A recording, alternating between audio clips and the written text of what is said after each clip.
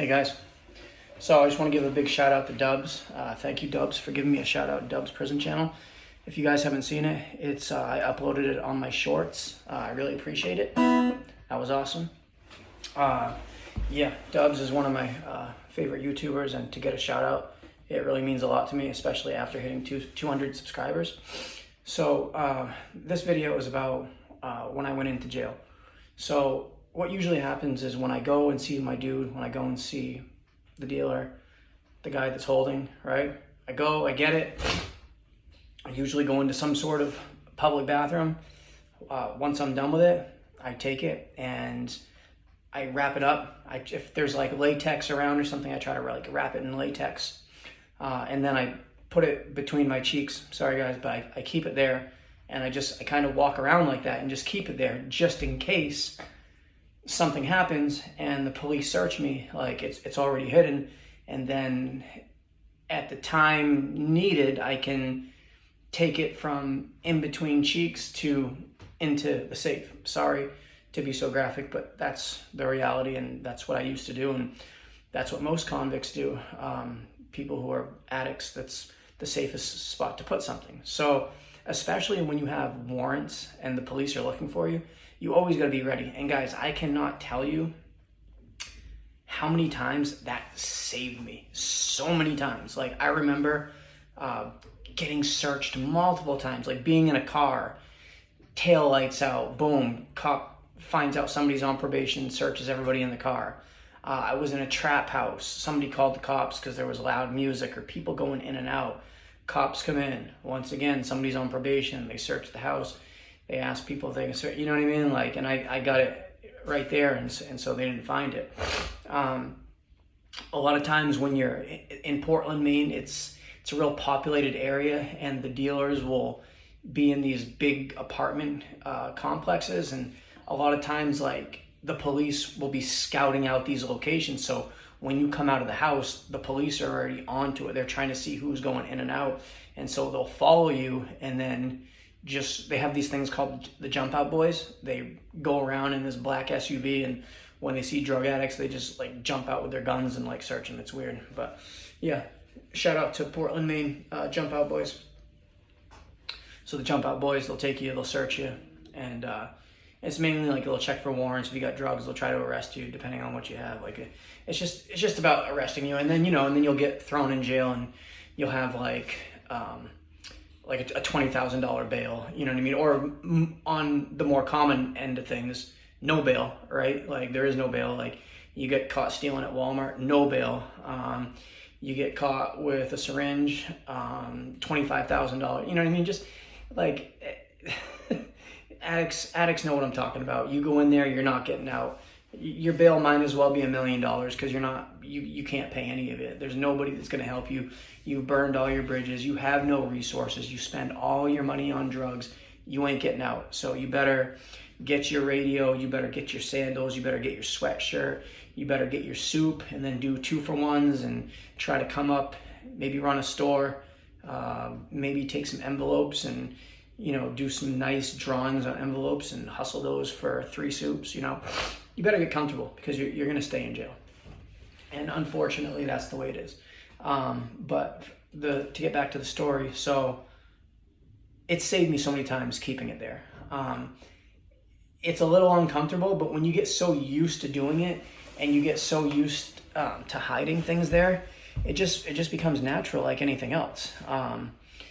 It's just a bad way of life. I'm very thankful to Christ, thankful just to not have to live that lifestyle anymore because it became so normal.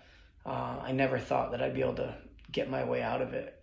But after a lot of prayer, a lot of hard work, a lot of hustle, and a lot of drive and determination, prayer from others, going to different churches, having people put hands on me and just praying for me. Like sometimes God shows mercy, sometimes he doesn't. I was fortunate enough to where God showed mercy on me multiple times.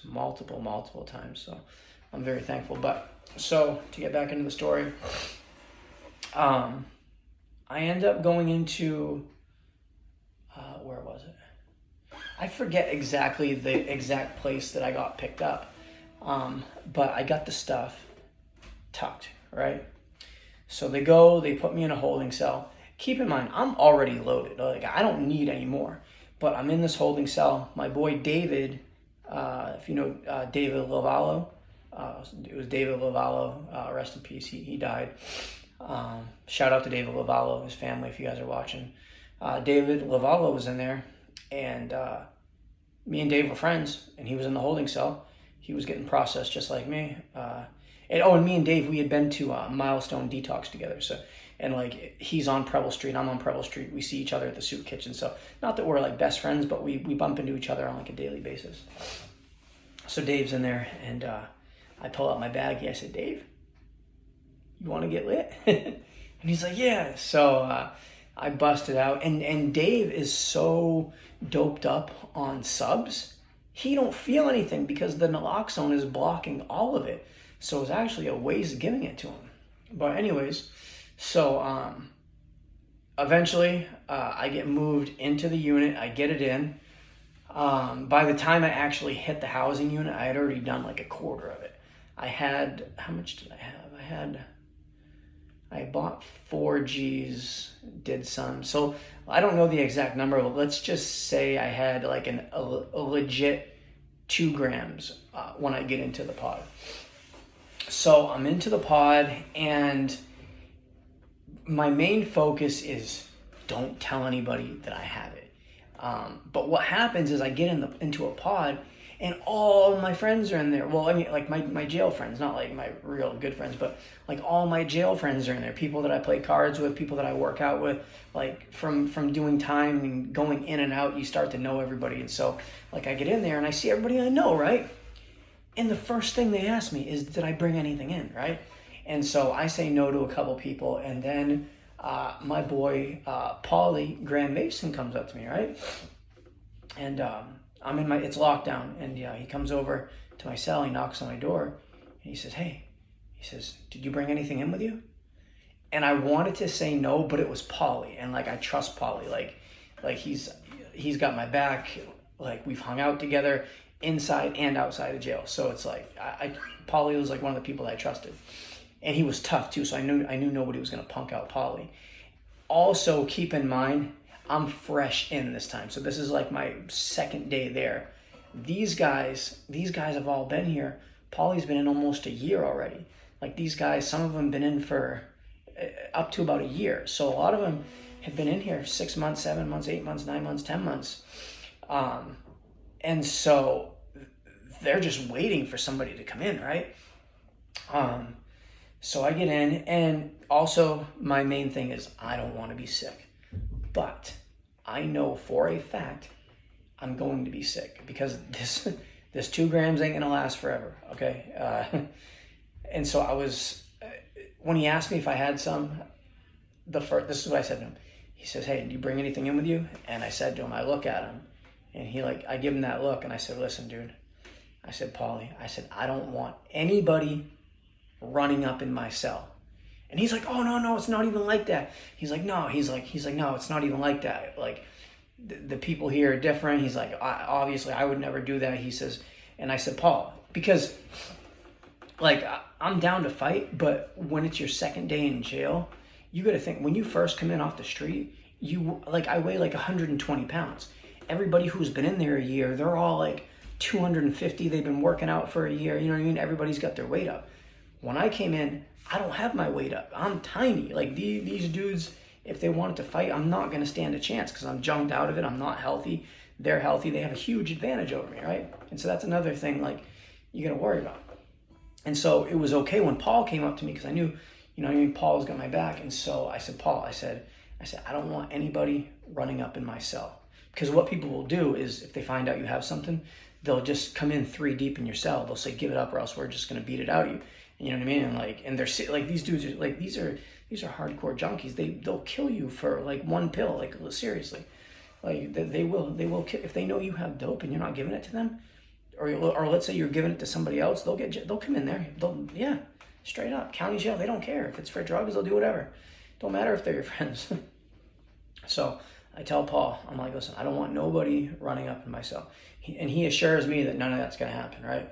So I'm in my cell. I was in 130. Paul's in 129 right next to me, right? And so I said, all right, Paul, I said, I got to get it out. You know what I mean? I got to get it out. So I got to get it out, and I'm gonna slide it over to you. I said, just give me a minute.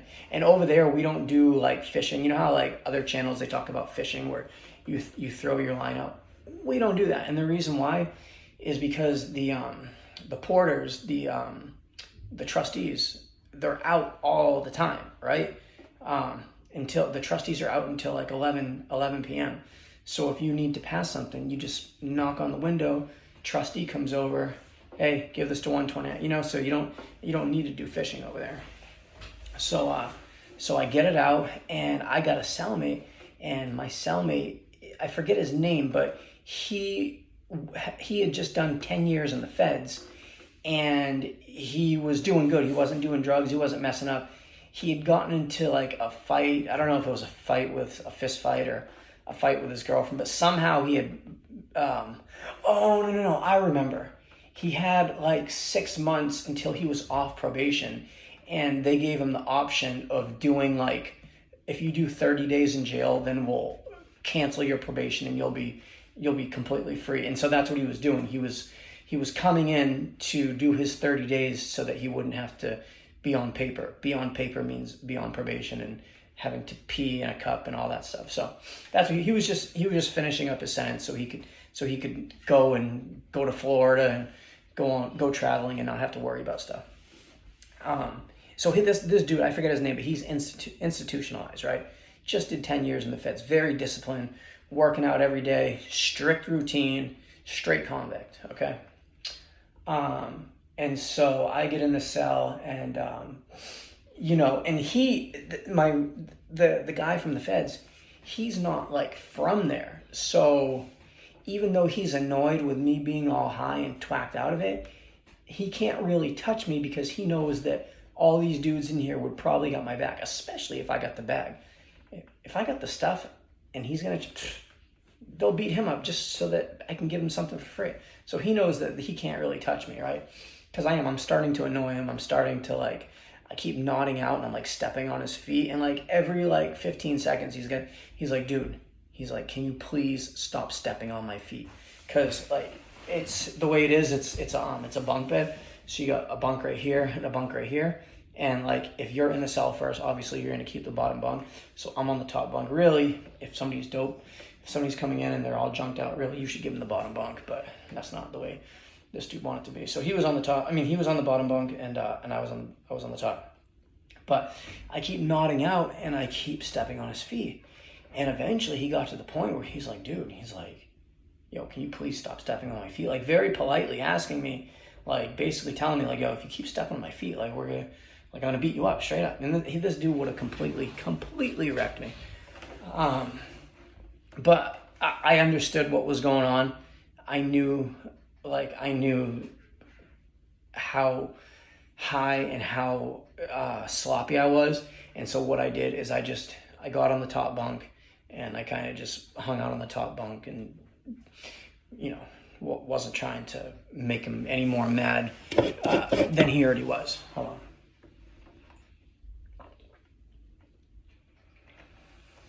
on. So that's going on.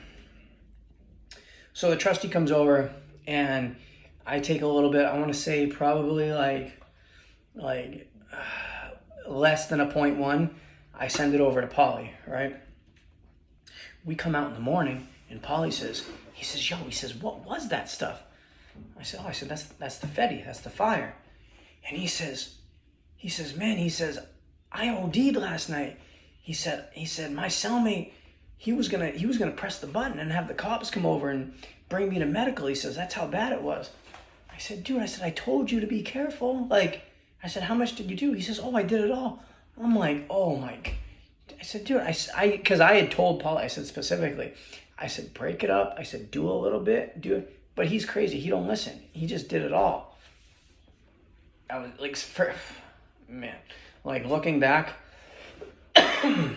looking back now, that was dangerous. because let's say he would have OD'd, for sure they would have hit me with charges. His cellmate would have ratted on me. I was the new guy in the pod, so obviously if somebody brought it in, it's one of the new people, so I would have been a suspect, like, for sure. And if Polly would have OD'd and died, I don't think they would have given me like 20 years. They would have given me a nice 10-piece, be out in 8, for sure, yeah. Maybe if I got lucky, maybe I'd get 5, be out in 4. Nah, I don't know. I'm thinking more like 7, right? Maybe they give me 7 for something like that, be out in 5, but yeah. So yeah, I was very lucky with that. And so then Paulie tells some people. So by the next day, everybody in the pod knows that I got it, right? And I'd say I'm cool with like, there's probably like 10 people in there that I'm like, that I want to bless. And even though I know I'm going to be sick, I know that these guys have been sitting in here for months, dry, not having anything. So like, I want to give them a little bit just to hook them up and like let some people like escape from their depression, even if it's just for a couple hours. Like, that's the way I was looking at it, right? I was looking at it like, I'm helping them. These guys are depressed. I want to bless them, because when I was doing time and somebody came in and I got some, it, like, you want to talk about going to Disneyland. That's what it was like. It was like going to Magic Mountain, getting McDonald's, getting some new J's, you know what I'm saying? That's what it was like. That's the feeling. It's like, it's an exhilarating feeling when you're in jail and somebody comes in with stuff and you actually get to partake in the activities. It's fun. But yeah, so there's another guy named Paulie, different Paulie, who was my old dealer. And so I give Paulie some, and what they're doing is they're doing wet shots. So I give them some. They take the little pebbles.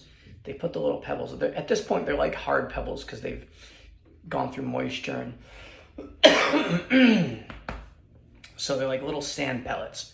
So you put like a little pellet of sand in a spoon. They have these plastic spoons in there, and then you add you put some water on your fingers, and you kind of like flick the water into the spoon. And then once it's in the spoon, you kind of just like mix it up and let it dissolve.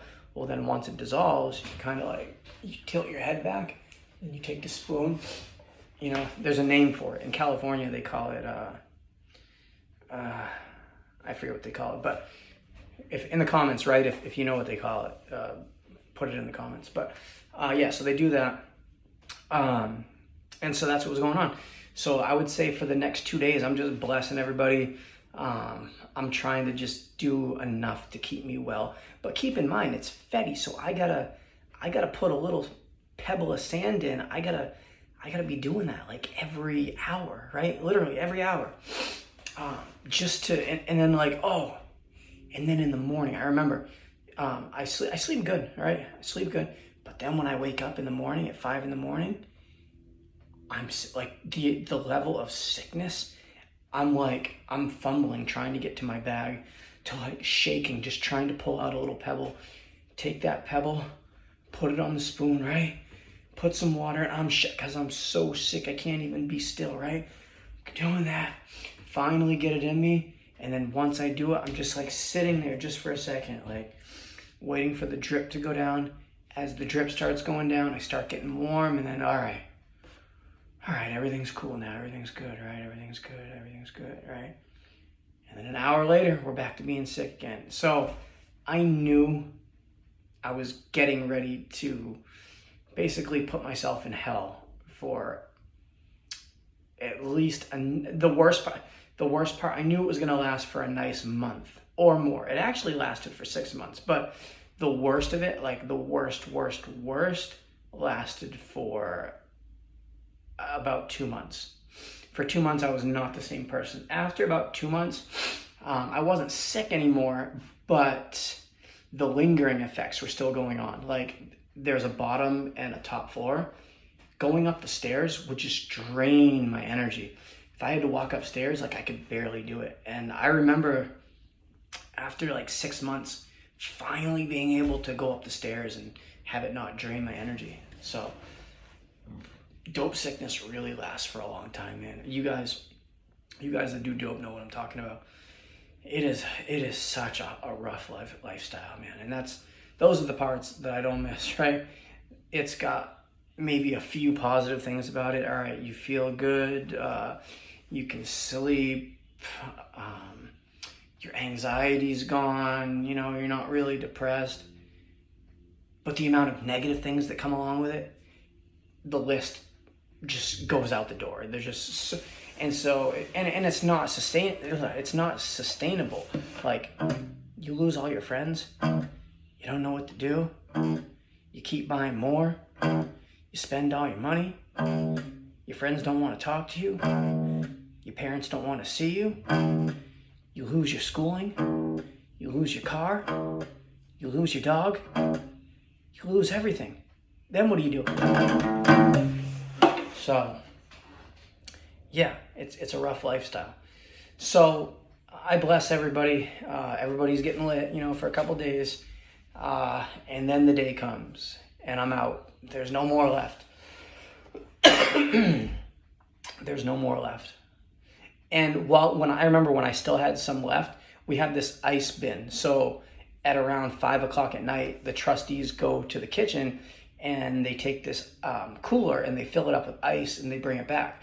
So if you got sodas in your cell, you could have like soda with ice. If you've got, what do the guys do with it?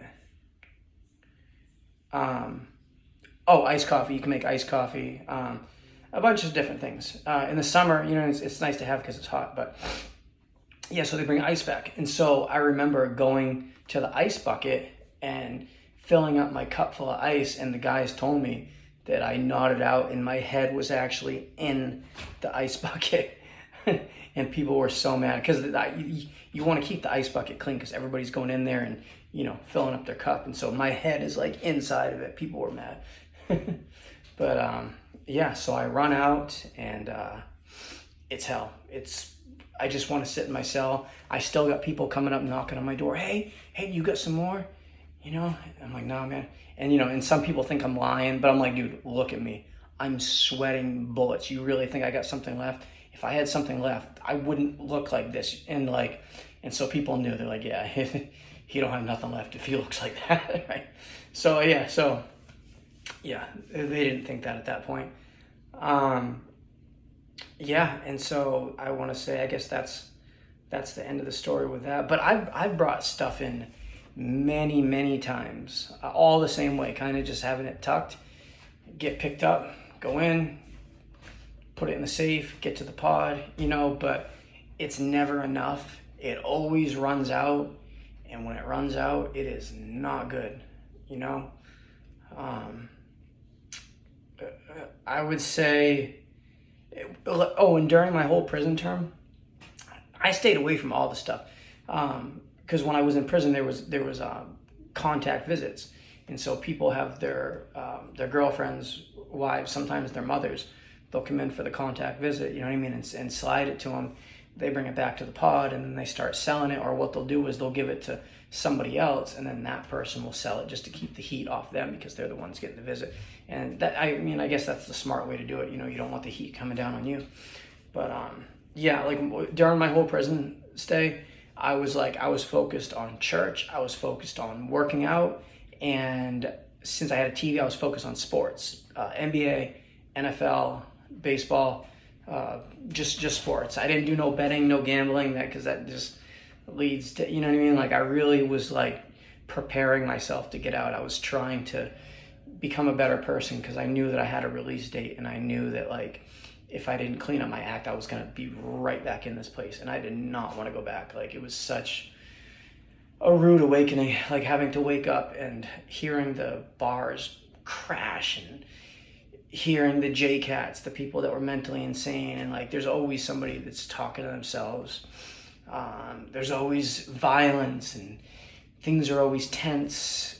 You try to get to the phone and somebody's got the phone, then somebody's got the phone after them. You can't even get on the phone and call your family because people are hogging up the phone. I got sensitive feet because I've always played sports. You don't have good shoes in there. Yeah, if you want to spend the money, you can buy some nice ones. I think you can buy like the Reeboks for like $75. But if I had 75, like I was trying to spend it on something else. I didn't have a lot of money. I want to say like my whole time in prison, I want to say I had like $25, $30 a week. And I was cool with that. You know, I wanted to get some coffee, get some soda, get some hot chocolate. In prison, they have microwaves and they sold microwave popcorn. So my thing was like getting popcorn, watching sports, making popcorn, having a little bit of soda, making iced coffee, things. I think even at one point I stopped drinking coffee, but yeah. And yeah, so that's that. I hope you guys enjoyed the video. Once again, shout out to Dubs. And I'm trying to think if there's anything else I want to tell you guys. Oh, hugs, not drugs. Palaver, right? Right? Yeah, I feel you.